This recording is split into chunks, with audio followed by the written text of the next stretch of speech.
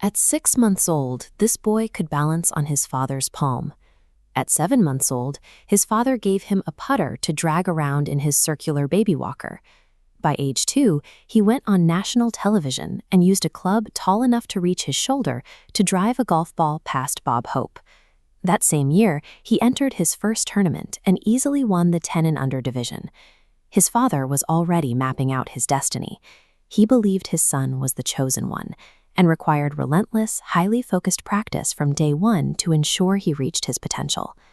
The tiger path has become the dominant cultural template for success, the belief that you must pick a narrow lane, accumulate 10,000 hours of deliberate practice, and specialize as early as possible to win. But that cultural obsession with a head start carries a heavy psychological toll. It creates a deep, lingering anxiety for everyday professionals trying to navigate their careers. Consider the military veterans brought together by the Pat Tillman Foundation. These are highly capable, proven leaders, former paratroopers and translators transitioning into civilian life. Yet, when they look at their own LinkedIn profiles, they feel a quiet panic. They feel ashamed that their resumes lack a perfectly straight linear progression toward a specific job. They sit in graduate school alongside much younger students and genuinely worry they've made a terrible mistake. The cult of the Head Start has convinced us that exploring different interests, changing careers, or accumulating diverse life experiences is a dangerous liability. If you don't pick a lane immediately, you will fall permanently behind. There is an entirely different route to greatness. Take tennis legend Roger Federer. His childhood was completely unstructured. He played squash, went skiing, wrestled, and skateboarded. His parents never pushed him to compete. And if they nudged him at all, it was to stop taking tennis so seriously until he was well into his teens. This chart tracks the average practice hours per week of athletes as they grow up. The solid line tracks the individuals who eventually become elite experts, and the dashed line tracks the near elites who eventually plateau at lower levels. Notice the gap on the left side of the graph. The athletes who ultimately reach the elite tier actually spend less time in highly technical, deliberate practice early on.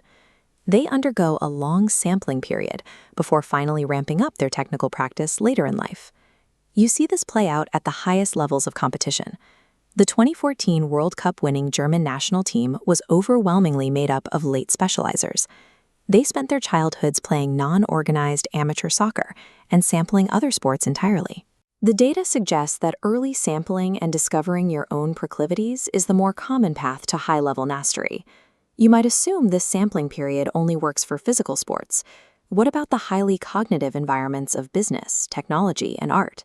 Silicon Valley pushes a very specific narrative, neatly summarized by Mark Zuckerberg's claim that young people are just smarter. We assume that early, singular focus in a specific technology guarantees startup success.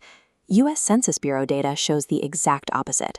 If you track the fastest-growing tech startups, the average age of a founder when they launch a blockbuster company is 45.